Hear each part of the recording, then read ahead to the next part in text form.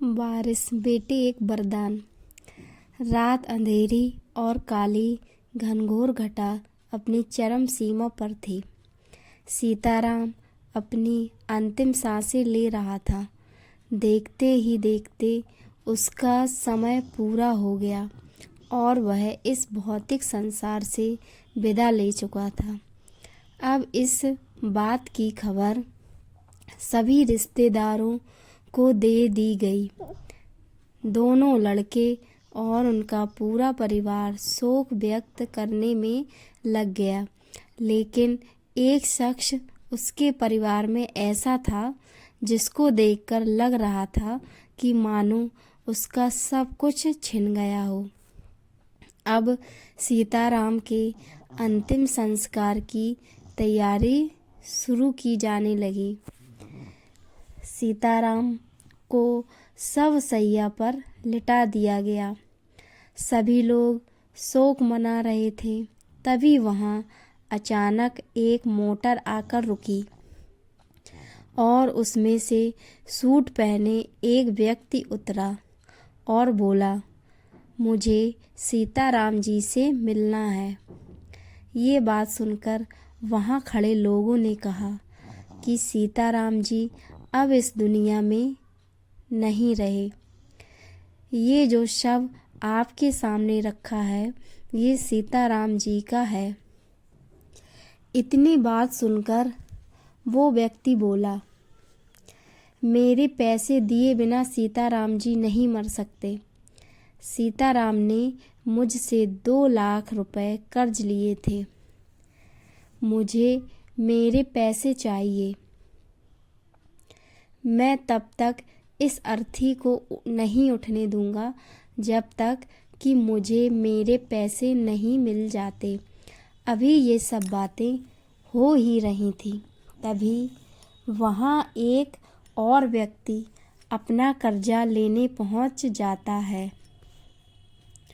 अब वो दोनों व्यक्ति अड़ जाते हैं कि जब तक हमें हमारे पैसे नहीं मिलेंगे, हम सीताराम का अंतिम संस्कार नहीं करने देंगे। वहाँ इकट्ठे खड़े सभी मोहल्ले एवं रिश्तेदार तमाशा देख रहे थे। तब सीताराम के लड़कों ने बोला कि पिताजी ने हमें कभी किसी कर्ज के बारे में नहीं बताया, इसलिए हम कर्ज क्यों दें। बेटों की बात सुनकर सभी रिश्तेदारों ने भी अपना पल्ला झाड़ लिया कि जब बेटे ही नहीं दे रहे तो हम क्या कह सकते हैं। देखते देखते बात बहुत बढ़ गई। सीताराम की बेटी से ये सब नहीं देखा गया और वह तुरंत सीताराम के शव के पास आई और अपने सारे जेवर गहने उतारकर उन दोनों व्यक्तियों को देते हुए बोली, आप लोगों से जो भी कर्ज मेरे पिताजी ने लिया था उसको मैं धीरे धीरे उतार दूंगी।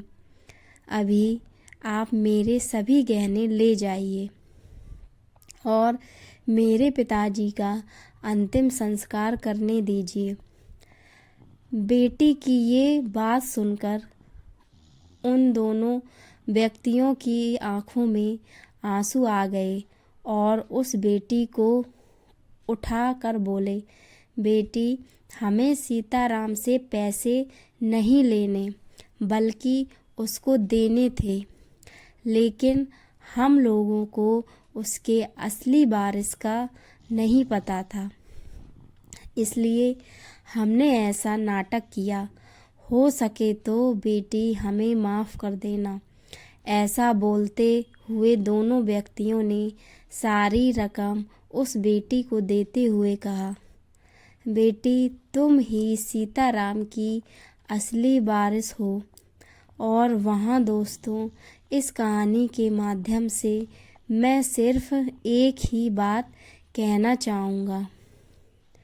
कुछ लोग बेटों की चाहत में न जाने कितनी मासूम बेटियों को इस संसार में आने से पहले ही मिटा देते हैं और हम लोगों का भ्रम होता है कि बेटा ही हमारा वारिस होता है, जबकि इतिहास उठाकर देख लो, एक बेटी ने हमेशा अपने माँ बाप का साथ दिया है, तो क्यों ना बेटी भी हमारी असल वारिस हो। दोस्तों, कैसी लगी हमें स्टोरी कमेंट बॉक्स में बताएं और ऐसी स्टोरियाँ सुनने के लिए इस चैनल को सब्सक्राइब करें। धन्यवाद।